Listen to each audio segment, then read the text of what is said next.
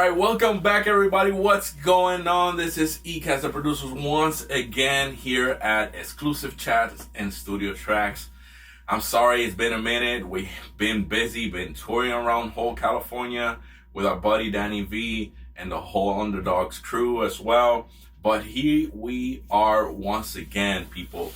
And yo, I gotta give this guy a bomb-ass freaking intro for real. Listen to this, man.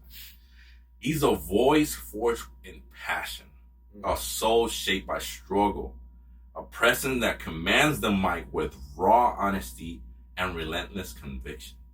From childhood rooms filled with rhythm to nights spent perfectly every bar. This artist doesn't just make music, he bleeds it. Every lyrics is a mirror, every song a journey through emotions, identity, and truth. Diverse, fearless, unapologetically real.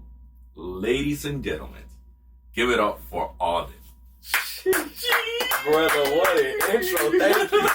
Thank you. My bro. My guy. Goodness gracious. Welcome finally. Yes, sir. Here. Man, it's good to be here. Man, I'm so excited for having you, man. Yes, sir. I've had the pleasure to be kind of like sharing some time with you now and getting to know you a little bit more. And brother, I've lost for words, bro, because your act is so crazy good. Thank you. Your music is good. Your bars are insane. You know, where did you came from, man? For real, like. Hey, brother. I mean, I'm a product of the Bay Area, honestly. Like, I have my influence from family. You know, my father was a folk musician. My brother was the first rapper I ever knew. But I don't know, man. I just got put onto great music from a young age, and music truly just inspired me and influenced me. It showed me what expression means and what it can do for people because of what it did for me. It saved my life. Bro. You know? Beautiful, man. Yeah. Man, and going in, you know how Ecast do it, man. We go in deep, and we ask the nitty-gritty questions of those artists that you guys love. So, bro, let's go back a little bit. Tell me about your early life, man. Yeah, I guess, okay, so this is how I put it. My childhood was, and this is not for no sympathy, this is not to get all down and sad, but my childhood, I would say, is one of dysfunction for sure. I grew up in a household that was, it was filled with substance issues. You know what I mean? There was abuse, physical, mental, emotional, spiritual in ways, I would say, because I feel like the force of negativity was something that just wasn't natural, normal. You know, it came from somewhere. But nonetheless, you know, and that came from my father, who was a musician, who, you know, like I said, dabbled in folk music from back home where I'm from, Montenegro, Albania. But my mother was one who was full of love. So it was like a very yin and yang type of childhood in terms of the rage I would get from the side of my father, but then the compassion I would get in compensation for that from my mother.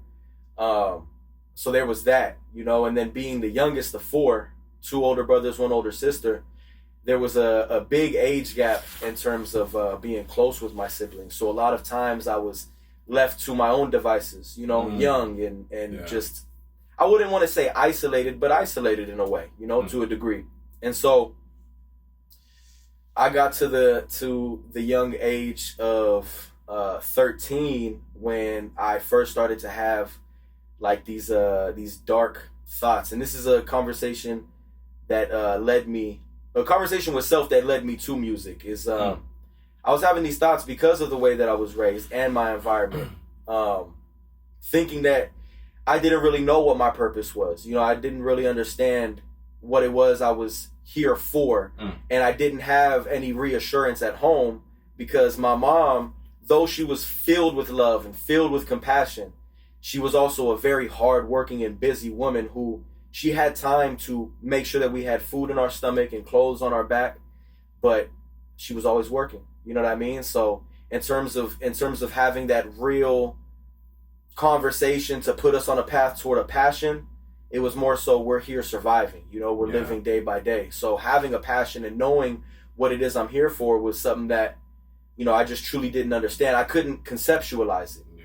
And one thing I did know, though, was music was the one thing that every time that I listened to it, it just took me to this world where all that confusion that I felt, the anxiety, the sadness, the rage that I felt, I didn't feel it. For lack of better terms, it disappeared, you know? And the music allowed me to feel heard and seen, where in my real life I didn't have that.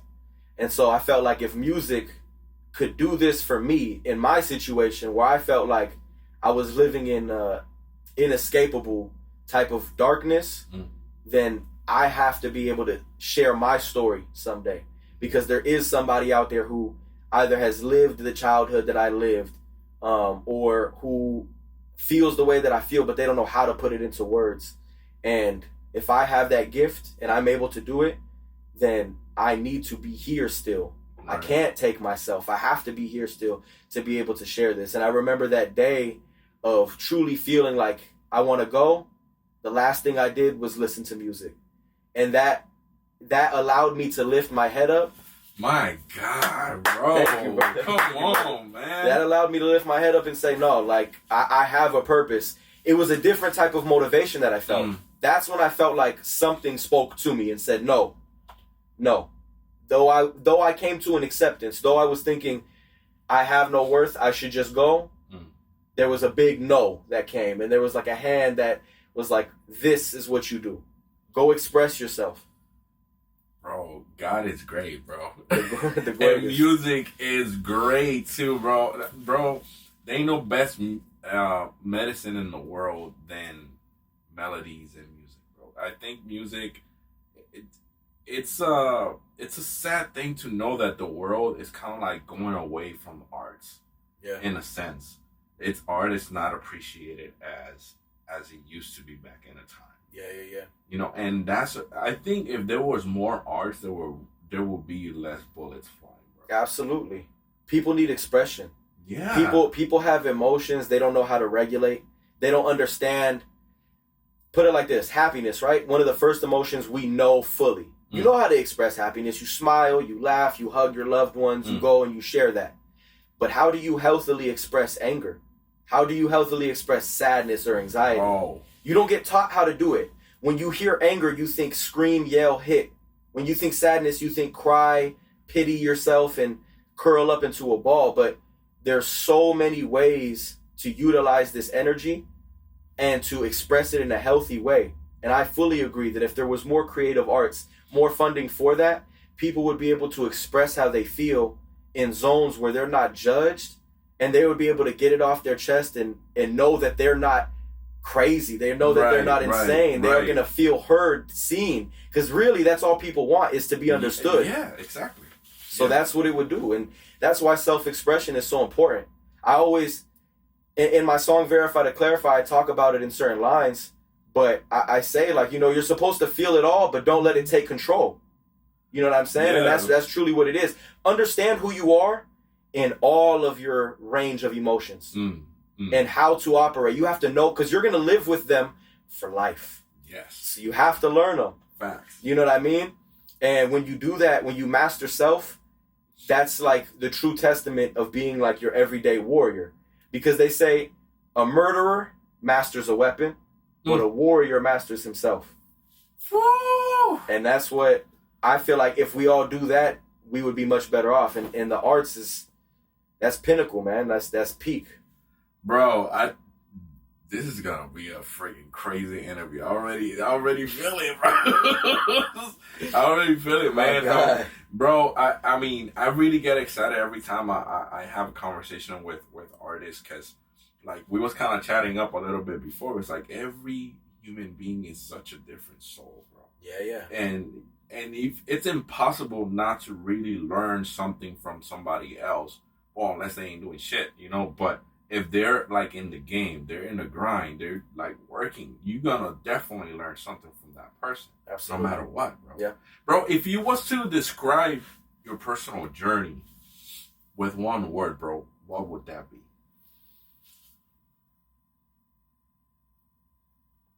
I would say perseverance.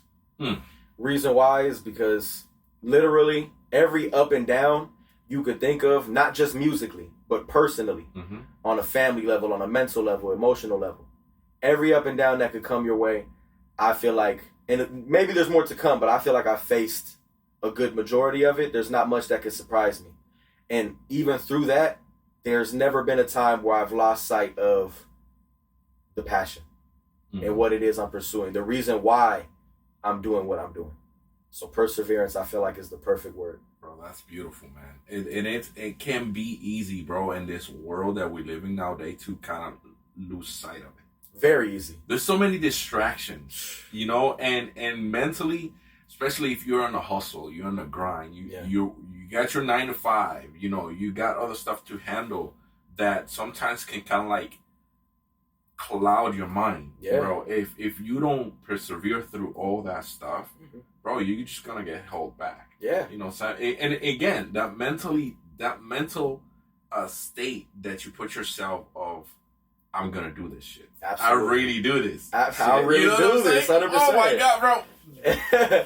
People, that's truly it. We're gonna talk about this album, but if y'all haven't heard Aldin's new album, bro, Born Again, y'all need to go check that stuff out because you are in for an eye awakening in the new rap game. My God. Yeah, I ain't even gonna forget.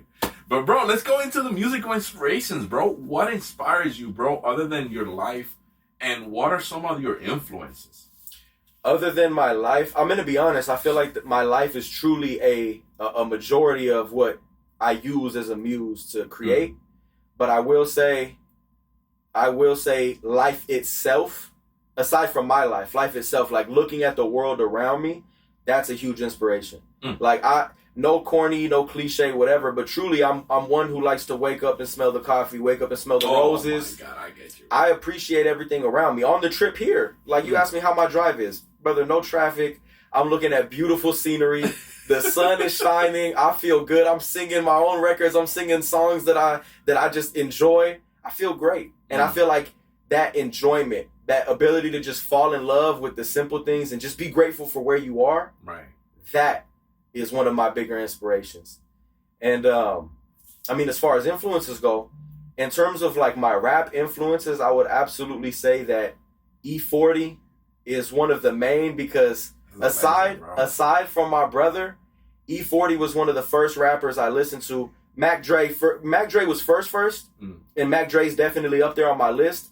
But I would say that you could hear a lot of the E40 influence in my rap with a lot of the weird like pockets that I get into with my flows. Yeah. Where like I'll go off, but then I always find my way right back onto the beat. And that's what E40 I feel like does best. Bro, so. And I love that. I love that because I'm one to, like, when I listen to music, I want to seek something that is definitely going to just drive me away from what's happening. Yeah. Like the downbeat. I don't want to be in the downbeat all the time. I want to see, like, how do you weave yourself around the whole notes? Yeah, absolutely. You know what I'm saying? And you managed to freaking master the hell out of that shit. Thank you, brother. For real. Just student of the game, man. 40. I would say, of course, Pac, of course, Mac Dre, and they in their own right have very unique flows and very unique deliveries and cadences. You know what's funny? I actually, a couple of days ago, I was watching this clip on, I think it was probably on TikTok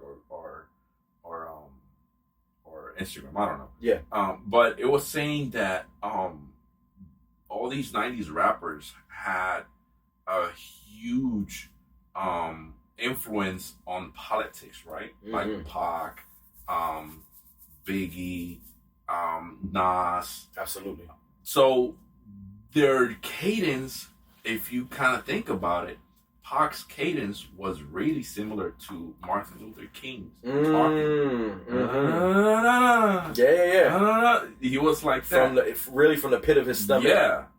And then I started listening to All Eyes on Me, and I was like, oh shit. Yeah. It's true. Yeah. That's crazy. He commanded a respect. Yes. You know what I mean? When you heard him speak, not only did you believe everything that he was saying, but you were engaged with it because he was speaking from the soul. So it connected. It resonated with you. You couldn't fake the feeling Like, people will criticize, they'll say, like, maybe Pac wasn't the most lyrical, which, one, I disagree with. But the thing that you could never deny about Pac is this undying energy and the ability he had to make you feel. You know what I mean? And I feel like with music, energy is an important aspect that a lot of people sleep on. They'll get so good technically at the skill or the craft, but there's no soul there. It's all technical it's all skeleton, no soul. Right. You know what I mean? Right. And you have to be able to make people feel. You have to feel music first. Yes. Always. Yeah, you feel it before you hear it. Yeah, because it grabs how you gonna sing something without you feeling it? Come on. I've seen so many people do this, and I'm like, well, that was bland. You know what I'm saying? Like, I don't see no emotions. I don't see, like, you know what's funny? One of the things that and it's crazy because it's turned on one of the greatest records too that our boy Danny has done was One Last Chance. And when he sent me this track, in the end, he was like, Manny, what do you think? I told him straight out, I was like, bro, I don't know. I feel like you're not asking for one last chance. Like, I wouldn't give you a last chance. Yeah, if I was her, I was like, no, man, you gotta put some more emotion into this. Then we did that breakdown. Baby, give me one more chance. And then I was like, yes, now I'll give you a chance. You know what I'm saying? And you see it at every show. When it gets to that, people literally, not only do they wait for the oldies, but they wait for that part specifically. I myself love that part of the record because I grew up on, aside from my rap inspirations, right? R&B was a huge aspect of what makes me me. Yeah. But I grew up on all of those love ballads where they're pleading, they're crooning for that love. They're literally just yearning through vocals. Yeah. And it's so different when you feel somebody who's willing to just, put themselves out there in that vulnerable way. And just be like, I need you, girl. Give them that. Give them that, bro. But to translate that into what we were saying, yes, like that emotion is what's missing. Yes. It's just, people are able to replicate what they like. And it's like, if you throw auto-tune on and you write, on this subject, I'm sure you could rhyme, rap on beat, and it'll sound good, or you could sing and it'll sound decent. But if it's not coming from a real place and if it's not with that emotion and that soul, it's just AI could have made it. Exactly. Bro. You know what I mean? And we don't want that. We want something that is truly like nobody else can capture. That's what makes music special. Is there certain records that nobody else can give you? In the end, I don't think there's any technology in the whole universe that can replicate emotion like that. So no. I'm not. That's why people ask me too. You think you worry about it? I was like, I don't give a shit. It's just like the internet. Yeah, the internet thing just came to make things better. All That's is a better search engine as far as I'm concerned. It's just an updated Google. ChatGPT is definitely Google 3.0. Come on, come on, man, like, bro. So. And when you're writing, bro, how does that process happen? I'm gonna be honest, and I've had this conversation actually in recent past quite a few times, but it's so spontaneous and it's so different every time that it happens because there will be times where I could be laying in bed about to fall asleep and a line will hit me. I swear, it could be from something I went through today or a year ago. It doesn't matter. But if it hits me, I sit there, I write it in my notes. And then the rapper in me can't sleep. Now I'm like, no, I got to finish at least 4 bars. But then when I finish 4, I'm like, 8, 12, 16. Do the whole song. Exactly. So there's times where it'll just come to me, I start writing, no instrumental. And then later on I find a beat that fully fits the way in which I wrote it, right? And then there's times where I hear an instrumental so undeniable that right as soon as it starts, like we said, you feel it before you hear it. Yeah. I feel it. And right then and there, because music is spiritual. Right then and there, I'm formulating flows and pockets and melodies. And they're just floating somewhere in the ether. And then I'll lay it down. Like I'll go and I'll just literally rap mumbo jumbo on the track, but it's in the same flow that I wanted in, that I'm feeling it in. I lay it down, I'll put words to it after, right? Or melody and then I put words to it after. And then there's times where I hear the beat and the lyrics literally flow out of me in 5-10 minutes. And then there's other times where I need to take it into a dark layer and sit there with my headphones and really, depending on what it is. So for me, it's truly just, there is no one way that I create. Yeah. I just know that I am a writer. So one thing is I need to be in my zone uninterrupted. Like when I get into that flow state, that like avatar state basically of just being locked into the concept and what it is I'm trying to get across with the message, then, you know, I need to stay there. I need to stay there until what I'm feeling is fully out on the page, translated. And then from there I can make adjustments. So, bro, oh man, this is such. I'm so glad that you're here, bro. For real. Likewise, brother. This made my day, bro. For real, man. My friend, dog. So, yes, sir. Let's talk about the current project, bro. Yeah, Born let's do Again, it, man.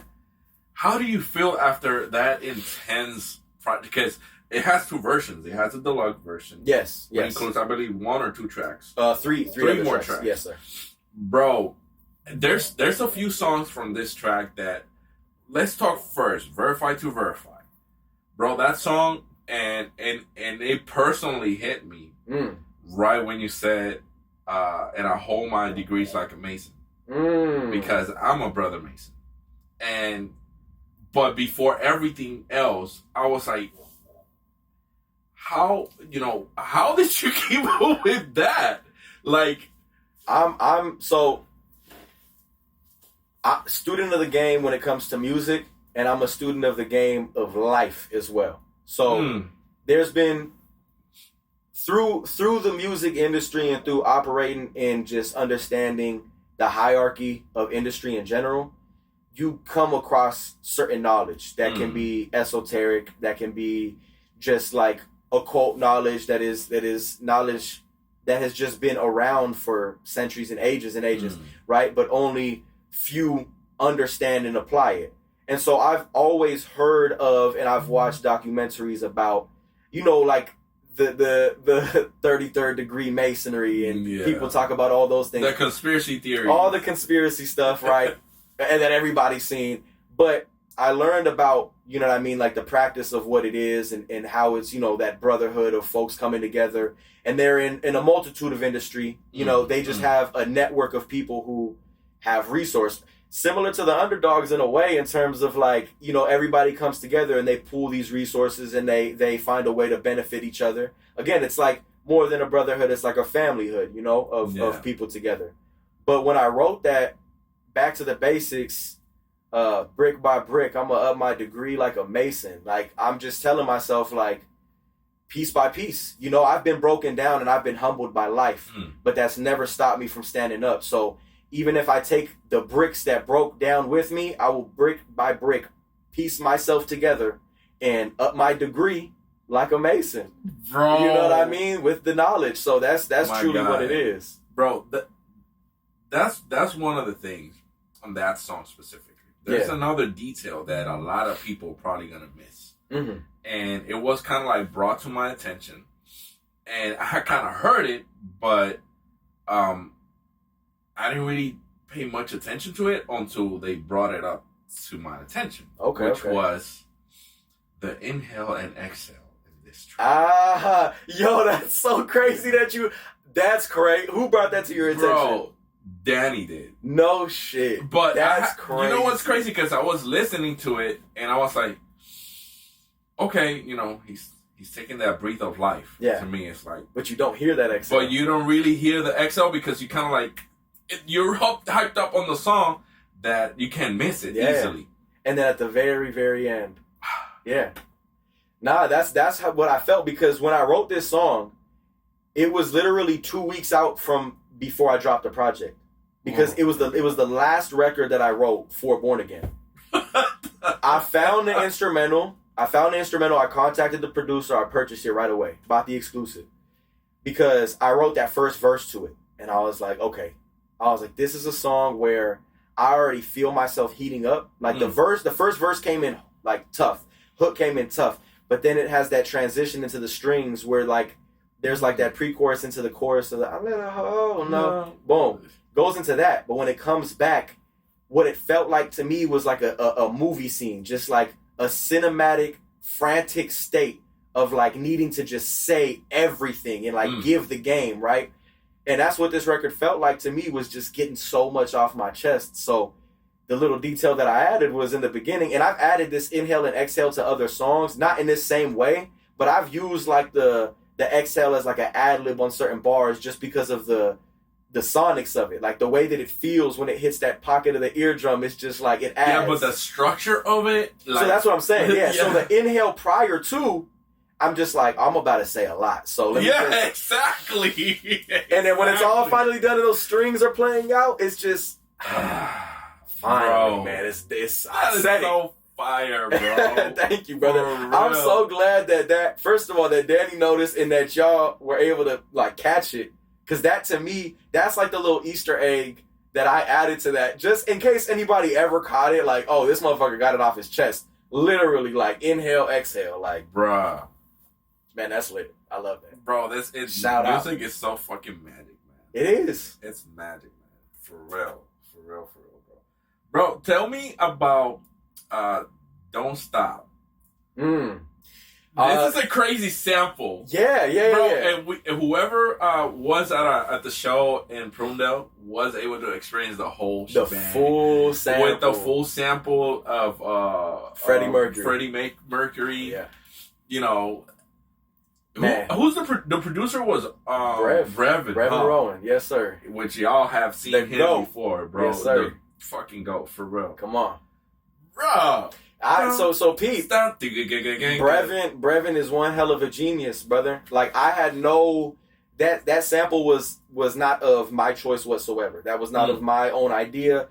That was all on Brev's own volition. And I saw him make that beat in about 10 minutes. 10 minutes. And he threw that sample in. Monster, bro. Threw that sample in, and I'm hearing the sample, and I'm like, okay. And then he cuts the don't stop, da da da. I'm like, oh my God. And then when the beat comes in with the brother, I literally could not believe my own ears. And I remember when we came for like a content day to Tracy, and I played it for Soul, Joel, Chef, Danny, literally everybody. When they heard the beat, they all stopped and just looked at each other, and they were like, what the fuck? Because you hear the whole sample, you do not expect what's about to hit. And then it hits, and it's just like, oh my goodness. So I knew I have to go crazy on this. And I ended up writing a verse in LA on a trip that I had taken with Brevin at one point to go out there for some music, some sessions, some content, and wrote that and recorded the first half of it in the closet of the B&B that we were staying at. Wow. With pillows and blankets as our installation. He was executive producer for this album, huh? I would say so, yes, because he definitely helped me with a lot of the structuring of the project, as well as he produced 5 or 6 records on the actual album itself. But Brev has always been a huge help to me in that regard. He's definitely played like a very much a Rick Rubin role, in terms of like, he's made some of my songs the best songs that they are. The best songs that I've had in the songs that they are, because he's literally just said something as simple as, make this part the hook. Or like, start the verse here. Just having that ear and that understanding of what's going to catch people.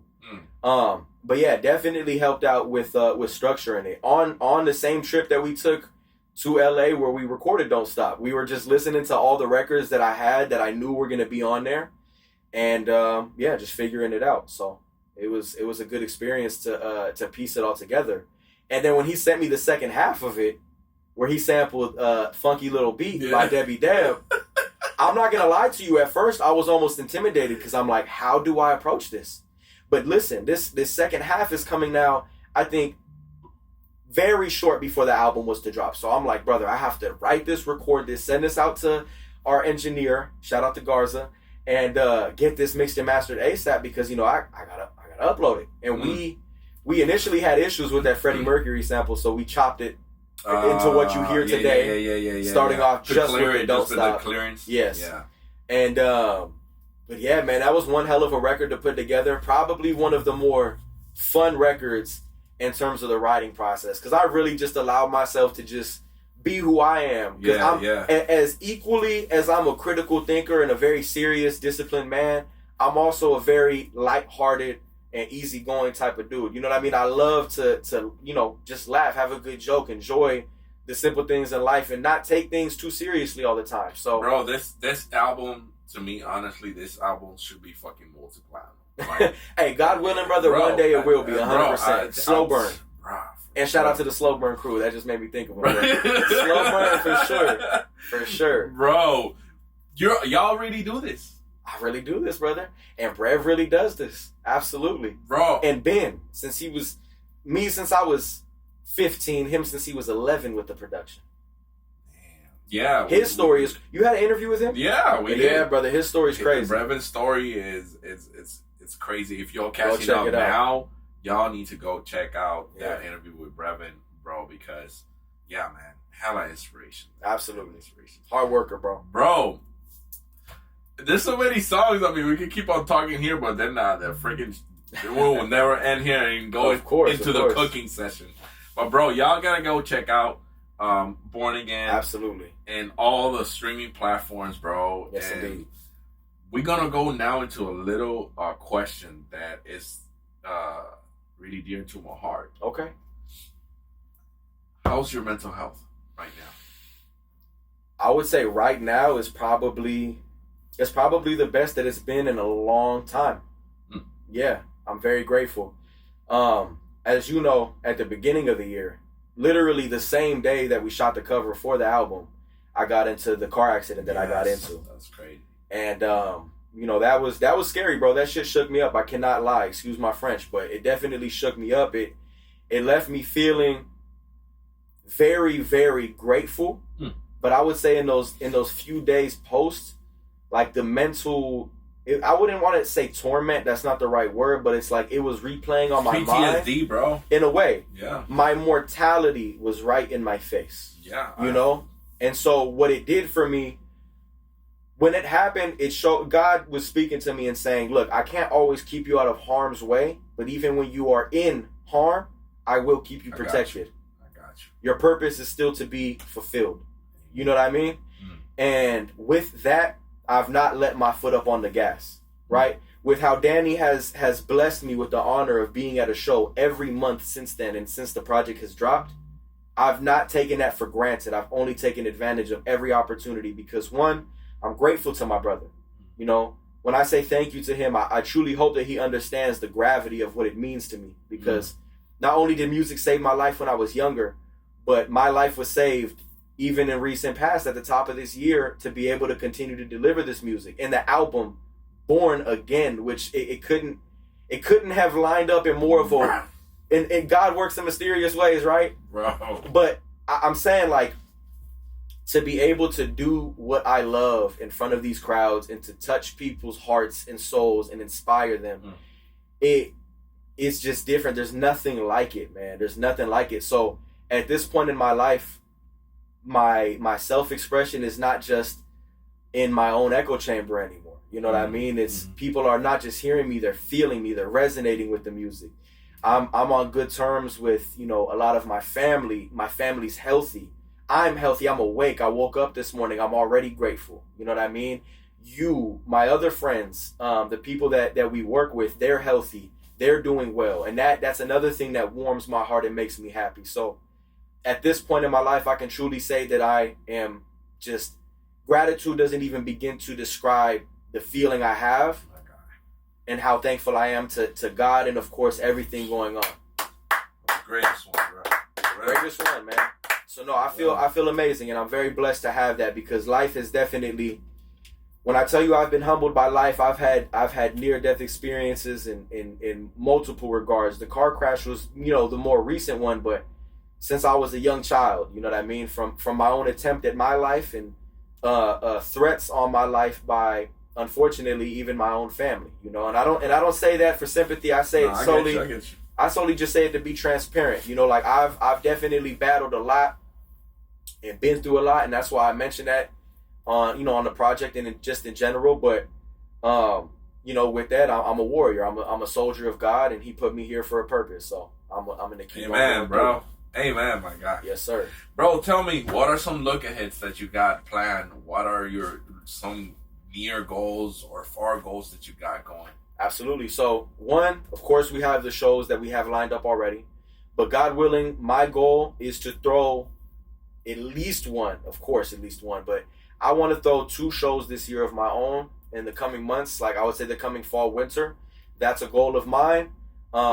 We have official visuals coming for a few of, you know, the fan favorite records off of Born Again, which I'm very, very excited for, because these visuals are going to be very potent. They're going to be very powerful with the symbolisms, the references, and just how it's going to tell the story. You're going to see what you're hearing, you know what I mean, in a way that I feel is going to separate me just more and more from the crowd, you know what I mean? So I'm very much so looking forward to that, and then working on the new project, man. I'm excited, bro. The second installment of an EP I released back in 2021. It's called Time Tells. So Time Tells 2 is officially in the works, and I'm very excited to continue to work on it and eventually get to a finalization and start the rollout process, man. Bro, give everybody your shout outs, bro, where they can find you, where they can find your music, your merch, everywhere. Absolutely. So, 1, you can find me everywhere on social media at Aldin Metovic, ALDIN METOVIC. My album Born Again is out on every single streaming platform. Anywhere you can get music, you can find my album. Go listen to it. I promise you, you will not be disappointed. Hell no. You are going to walk away with more than you came with. I promise you. And as far as the merchandise goes, we are getting the website up and running very, very soon. So tune into my Instagram for that at Aldin Metovic. But as of right now, that is where you can purchase. You just go ahead and DM the page and you will get a response. Merchandise is available. We have Born Again hoodies in both black and white, all sizes necessary. So, brother Aldin, man, it's been my pleasure having you here, man. It's been an honor. Thank you for being here. To be honest, this is one of my most favorite interviews so far, man. My God. I gotta lie, bro. Come on, man. And I'm not good people's here, not too shallow anybody, but bro, I'm so excited, and bro, I wish you always the best, man. Thank you, brother. You know, Likewise. This is your house right here, bro. Whenever you need it, and bro, take advantage of it, because we don't know how long we're here for, bro. Man, let's make it happen. We're about to get to it after this, man. Let's get it. I'll catch you guys later, and I'll see you on the next one.